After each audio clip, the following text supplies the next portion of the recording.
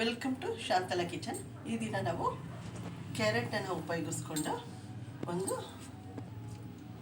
Recipe ಮಾಡೋಣ. ಅಂದರೆ carrot already ಎಲ್ಲರಿಗೂ ಗೊತ್ತಿರೋ ಹಾಗೆ ಅದರಲ್ಲಿ ಸಿ ವಿಟಮಿನ್ ಯಥೇಚ್ಛವಾಗಿದೆ. ಅದು ರಕ್ತಕ್ಕೆ ತುಂಬ ಒಳ್ಳೆಯದು ಮತ್ತು ಅದರ ಜೊತೆಗೆ ಸ್ಕಿನ್ಗೂ ಕೂಡ ಒಳ್ಳೆಯದು. ಅದನ್ನು ಹಾಗೆ ಕೊಟ್ಟರೆ ಮಕ್ಕಳು ತಿನ್ನೋದಿಲ್ಲ. ಅದಕ್ಕೆ ಇನ್ನೊಂದು ಸ್ವಲ್ಪ ಅದಕ್ಕೆ ಸ್ವೀಟ್ನ ಆ್ಯಡ್ ಮಾಡಿ ಅದನ್ನು ಮಕ್ಳಿಗೂ ಕೊಡ್ಬೋದು. ದೊಡ್ಡವರು ಎಲ್ಲರೂ ಕೂಡ ಅದನ್ನು ಆರಾಮ್ಸೆ ತಿನ್ಬೋದು. ತುಂಬ ಟೇಸ್ಟಾಗಿರುತ್ತೆ ಮತ್ತು ಅದರಿಂದ ತುಂಬ ಉಪಯೋಗಗಳು ಕೂಡ ಇದೆ. ಅಂದರೆ ಮೊದಲನೇದಾಗಿ ಅದರಿಂದ ರಕ್ತ ವೃದ್ಧಿ ಆಗುತ್ತೆ, ಸಿ ವಿಟಮಿನು ಮತ್ತು ಮುಖ್ಯವಾಗಿ ಕಣ್ಣಿಗೆ ಇದು ಒಳ್ಳೆ ಅಂಶ. ಅದರ ಜೊತೆಗೆ ನಾನು ಸ್ವಲ್ಪ ಲೆಮನ್ ಜ್ಯೂಸ್ ಯೂಸ್ ಮಾಡ್ತಾಯಿದ್ದೀನಿ ಮತ್ತು ಸ್ವಲ್ಪ ಹನಿ ಜೇನುತುಪ್ಪನ ಕೂಡ ಸೇರಿಸೋಣ. ಈಗ ಮೊದಲಿಗೆ ನಾವು ಕ್ಯಾರೆಟ್ನ ತೊಳೆದು ಸ್ವಲ್ಪ ತುರ್ಕೊಳ್ಳೋಣ. ನೋಡಿ, ಈ ರೀತಿ ಕ್ಯಾರೆಟ್ನ ತುರ್ಕೊಂಡಿದ್ದೀನಿ. ಈಗ ಇದನ್ನು ಒಂದು ಗಾಜಿನ ಬಾಟ್ಲಿಗೆ ಹಾಕೋಣ. ಅಂದರೆ ಇದನ್ನು ಗಾಜಿನ ಬಾಟ್ಲಿಗೆ ಹಾಕಿ ಇಡಬೇಕು.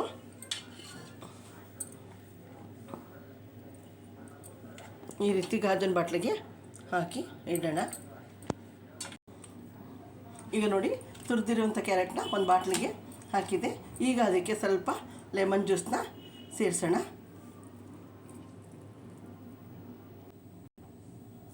ನೋಡಿ, ಕ್ಯಾರೆಟ್ ತುರಿದು ಬಾಟ್ಲಿಗೆ ಹಾಕಿದೆ ಮತ್ತು ಅದಕ್ಕೆ ಸ್ವಲ್ಪ ನಿಂಬೆಹಣ್ಣಿನ ರಸನ ಹಾಕಿದ್ದೀವಿ.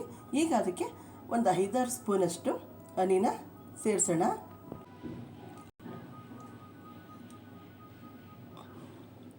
ಒಂದು 5-6 ಸ್ಪೂನಷ್ಟು ಹನಿನ ಸೇರಿಸ್ತಾ ಇದ್ದೀನಿ. ಜೇನುತುಪ್ಪ,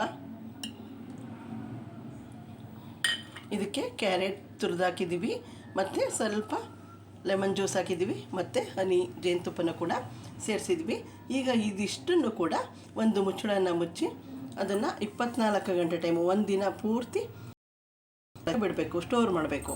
ಆಗ ಅದು ಕ್ಯಾರೆಟು, ನಿಂಬೆಹಣ್ಣಿನ ರಸ ಮತ್ತು ಜೇನುತುಪ್ಪ ಎರಡನ್ನೂ ಕೂಡ ಹೀರಿಕೊಂಡು ಅದು ಸ್ವಾದವಾಗಿ ಇರುತ್ತೆ.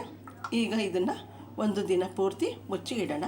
ಇದು ತುಂಬ ಆರೋಗ್ಯಕ್ಕೆ ಒಳ್ಳೆಯದು, ಮುಖ್ಯವಾಗಿ ಸ್ಕಿನ್ಗೆ ಮತ್ತು ಕಣ್ಣಿಗೆ. ಜೊತೆಗೆ ಇದು ಡಿಟಾಕ್ಸಿ, ಅಂದರೆ ಮಲಬದ್ಧತೆ. ಈಗ ಕೆಲವರು ಆಯುರ್ವೇದಿಕ್ ಶಾಪ್ಗಳಲ್ಲಿ ಹೋಗಿ ಅದು ಇದು ತೊಗೊಳ್ತಾ ಇರ್ತಾರೆ ಮತ್ತು ಬೆಳಗ್ಗೆ ಟೈಮ್ ಎದ್ದು ಕಾಫಿ ಟೀ ಕುಡಿದ್ರೆ ನಮಗೆ ಅದೆಲ್ಲ ಕ್ಲೀನ್ ಆಗೋದು ಅಂತ ಹೇಳ್ತಾ ಇರ್ತಾರೆ. ಅದರ ಬದಲಾಗಿ ಇದನ್ನು ಬೆಳಗ್ಗೆ ಎದ್ದು ಇದನ್ನು 1 ಸ್ಪೂನ್ ತಿಂದರೂ ಕೂಡ ಒಳ್ಳೆಯದಾಗುತ್ತೆ. ಜೊತೆಗೆ ಸ್ಕಿನ್ಗೂ ಕೂಡ ತುಂಬ ಒಳ್ಳೆಯದು ಮತ್ತು ಹೃದಯಕ್ಕೂ ಕೂಡ ಒಳ್ಳೆಯದು. ಜೊತೆಗೆ ರಕ್ತನೂ ಕೂಡ ಇಂಪ್ರೂವ್ ಆಗುತ್ತೆ. ಮಕ್ಕಳು ಕ್ಯಾರೆಟ್ನ ತಿನ್ನಿ ಅಂದರೆ ತಿನ್ನೋದಿಲ್ಲ. ಅದಕ್ಕೆ ಈ ರೀತಿ ಮಾಡಿಕೊಟ್ರೆ ಅವರು ಆರಾಮ್ಸೆ ತಿಂತಾರೆ. ನೋಡಿ, ಈ ರೀತಿ ಮುಚ್ಚಳ ಮುಚ್ಚಿ ಒಂದಿನ ಸ್ಟೋರ್ ಮಾಡೋಣ, ಆಮೇಲೆ ಅದನ್ನು ಉಪಯೋಗಿಸೋಣ.